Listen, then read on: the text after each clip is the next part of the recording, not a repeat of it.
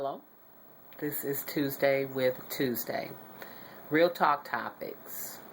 As we know, we have all found ourselves in the midst of confusion, battling between the law of the land and the moral law of George Zimmerman taking the innocent life of a 17-year-old young man. For me, it is more than him just being an African-American male. Certainly, because he was that, he looks like my nephews, my brothers, my future children, cousins, but more because he was a child with a future and a hope and a plan that God had for him. And this grown man chose to stalk this young man, follow him against the direction of the police department, against the direction of the neighborhood watch. He broke every rule. He carried a gun when he was told not to carry a gun. He got out of the car when he was told not to get out of the car. He followed when he was told not to follow. He pursued, and he provoked. He provoked TuesdayVon, which resulted in TuesdayVon defending himself, which resulted in George Zimmerman supposedly defending himself. Now, I have a question. Here we go. If the tables were turned, do we think that TuesdayVon would have gotten acquitted? Let's just be honest.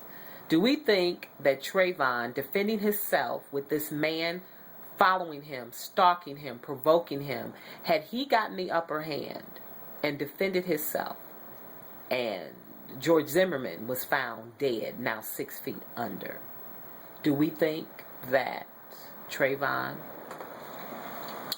would have gotten acquitted? They say that George Zimmerman was judged by a jury of his peers. Now, I don't know how women are his peers, and I don't know how someone who's 20 years older than him or more is his peer. No men, no one that looked like him, no one that looked like TuesdayVon. His peers. Okay. Now, they've just come out with this foolishness that he wants his gun back. The gun that he murdered this baby with. He wants it back. Couldn't he have gone and just purchased another gun? Duh.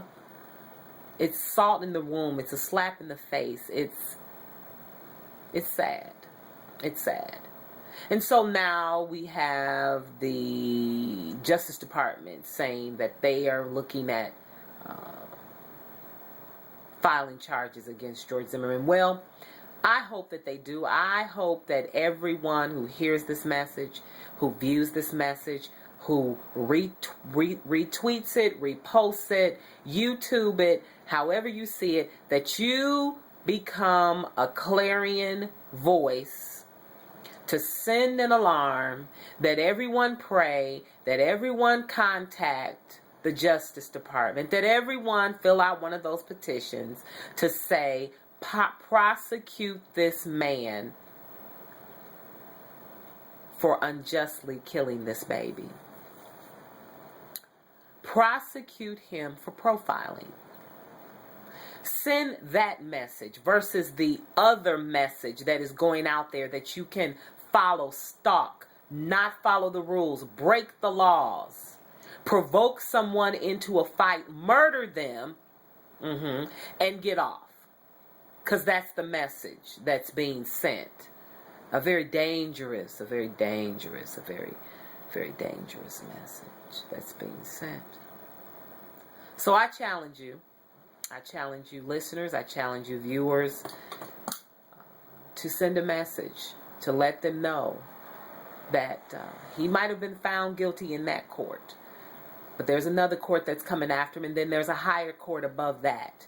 If they don't get the sentence, if they don't get the guilty, there's a court called God's court. There's a court that's called the judgment seat of the Lord.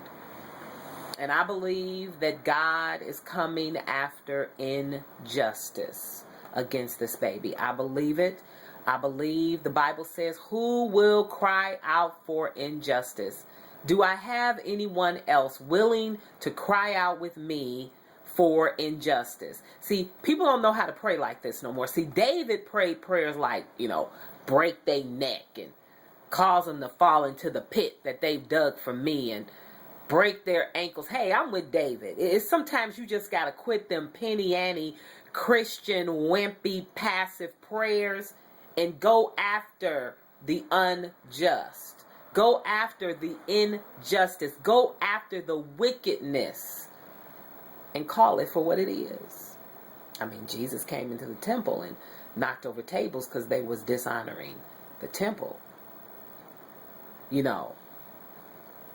Someone said, well, we need to get past this. We need to let go. We need to let God. I read someone's post that said that. They said, we weren't there when it happened. We don't really know what happened. We only have George Zimmerman's side.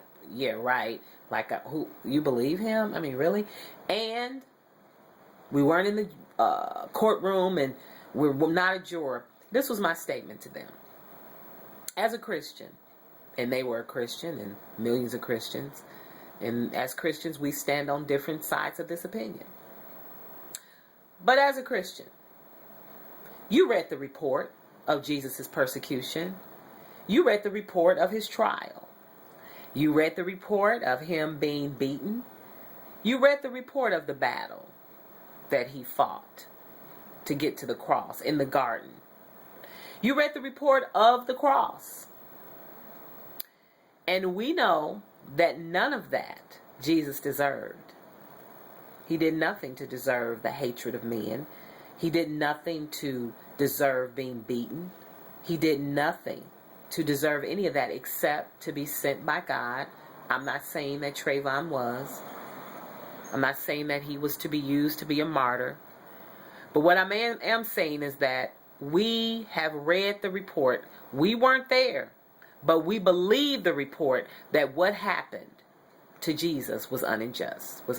And so, this is also my opinion of TuesdayVon. No, I wasn't there that day in the grass, in that housing addition. Wasn't there in the courtroom for 2 weeks. Wasn't there in the jury box. Wasn't there in the deliberation room. However, I've seen the reports. I've listened to the reports, and that baby did not deserve to die. So, someone needs to be held accountable for it, and why not the person who did it, right? So, if TuesdayVon was yellow, if he was brown, if he was red, if he was white, if he was purple, it wouldn't matter to me. A child who had a future is dead, and no one is being held accountable for it, and no one is addressing the fact that this child was minding his own business, and because he looked like other people who had committed crimes in that community, George Zimmerman profiled him and picked him out that day. I've asked some of my friends, my vanilla friends, my Caucasian friends who I dearly love, and in these protests, we've seen all nationalities, all creeds, all colors out there protesting, not just black people, white people, Latino people, because unjust has no color lines, right? Unfairness has no color lines. But I would like for people who cannot understand, for some reason, the injustice of this all, that if their children happen to not look like TuesdayVon, just, happen to not look like him, that they take their child who may wear goth clothes sometimes or not wash his hair or her hair completely, they're sagging, they're tatted up, they don't look like they belong in the neighborhood that you live in, but somebody decides you look like you up to no good. And they pick you out, and they stalk you, and they follow you, and they provoke a fight. Yeah.